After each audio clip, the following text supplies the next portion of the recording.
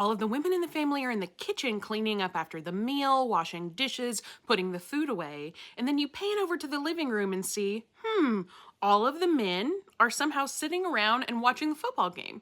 As you scroll through your feed after any big holiday, seeing these interactions, you might find yourself wondering, why? What is the history of this gender division of labor? That's what we're going to get into today on this episode of 24 Days of Hidden Holiday Labor.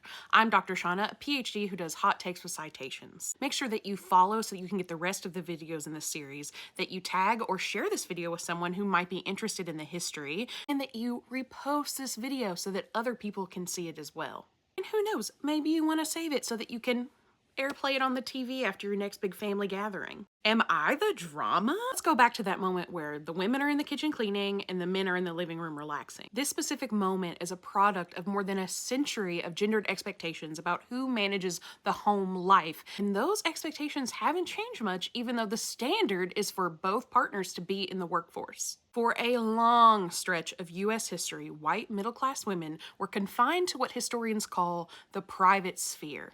The private sphere contains anything that has to do with domestic work, making the home run, childcare, etc. Scholar Barbara Welter famously described this as the cult of true womanhood. True womanhood, or being a good woman, was defined as being endlessly available to everyone who needed you, being self-sacrificing and domestic above all else. As we love a binary model to our systems of power, we have the private sphere and we also have the public sphere. Guess who gets to be in the public sphere at this time? It's men. The answer is usually men.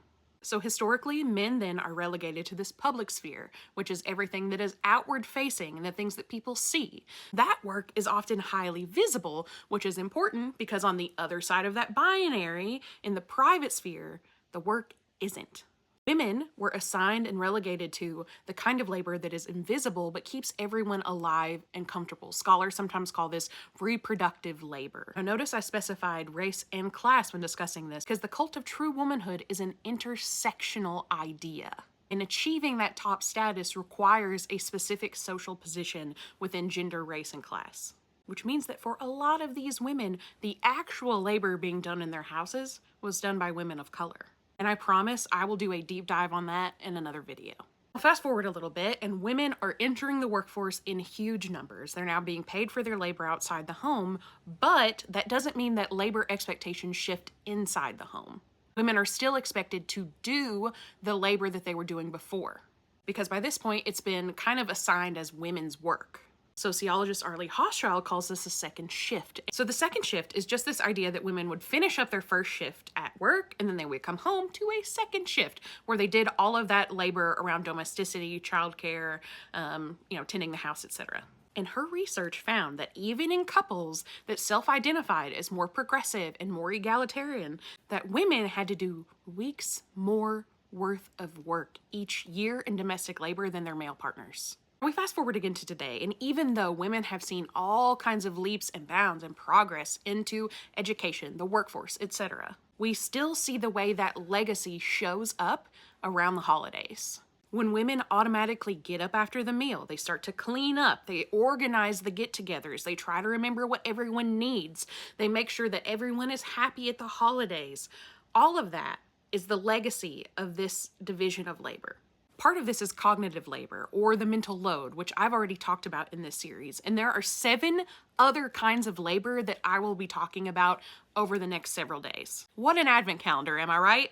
So underneath all of these 8 different kinds of labor is somehow the idea and the history of the fact that this is all natural or innate for women. They talk about how domestic labor is feminized, it's racialized, it's classed, it's devalued, and it's made invisible because capitalism is not able to profit from it as real work.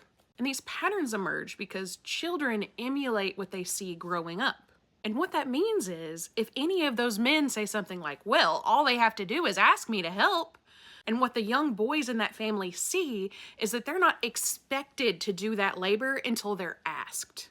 Whereas girls grow up seeing that they should do that labor automatically because that is the expectation. This doesn't have to be explicitly stated. Scott Coltrane and other scholars have talked about the way that these gendered roles and expectations are kind of internalized by children just through observation alone. It never has to be said, to be a boy, you need to do X, Y, and Z. So if you grow up with that expectation, you learn that that is women's work and that men get to hang out and socialize after the meal. We are looking at the downstream effects of decades of gender socialization. And I would say that this is probably getting more entrenched because of the return to the trad wives, neo-traditionalists, that stuff that already reared its head back in the 1980s. She's back now. Merry Christmas, I guess. This system quietly trains women to anticipate the needs of everyone else around them, and it trains men to accept and receive that as comfort.